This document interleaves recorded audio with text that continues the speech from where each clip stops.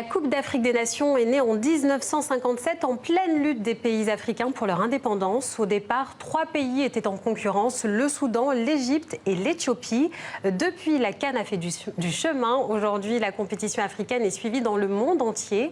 Mais quelle est son histoire? Pour en parler, Franck Simon, journaliste à France Football, nous a rejoint en plateau. Bonsoir. Bonsoir. Alors, comment est née cette CAN? La Coupe d'Afrique des Nations, comme vous le disiez, est l'enfant de la Confédération africaine de football. Quand les dirigeants africains se retrouvent en juin 1956 au Portugal, à l'occasion du congrès de la FIFA, ils disent si on se rassemblait, si on créait notre propre institution. La CAF va naître en février 1957 du côté du Soudan. Et comme vous le disiez, à la base, il y a même 4 pays. Il y a les 3 pays que vous avez cités, mais aussi l'Afrique du Sud. L'Afrique du Sud qui refuse de présenter une équipe multiraciale et qui ne disputera pas le tout premier tournoi, première compétition qu'on va pas tarder à appeler la Coupe d'Afrique des Nations. Alors, on va faire un saut dans le temps. En 1968, c'est une année marquante pour la CAN. Pourquoi?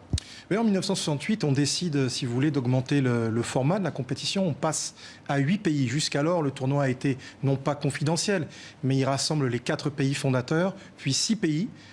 3 pays, 4 pays, 6 pays. En 1968, on passe dans une autre dimension. C'est vrai qu'on est dans l'ère des indépendances.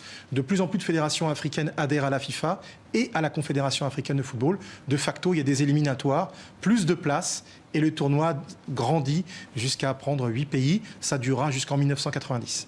Et 1968, c'est aussi une année marquante parce que c'est l'année du meilleur buteur de la CAN de tous les temps, en fait.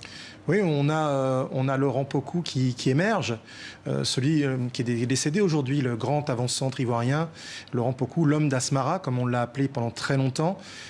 C'est vrai qu'avec l'équipe de Côte d'Ivoire, avec les éléphants, il brille dans cette édition organisée du côté de l'Éthiopie et qui, à l'époque, unit. On est avant la partition et l'émergence d'un pays comme l'Érythrée. Et du coup, c'était Asmara qui fait ses exploits. Et ça lui vaut ce surnom qu'il gardera en fait jusqu'à sa mort et même au-delà, puisqu'on en parle aujourd'hui comme l'un des tout meilleurs attaquants africains contemporains.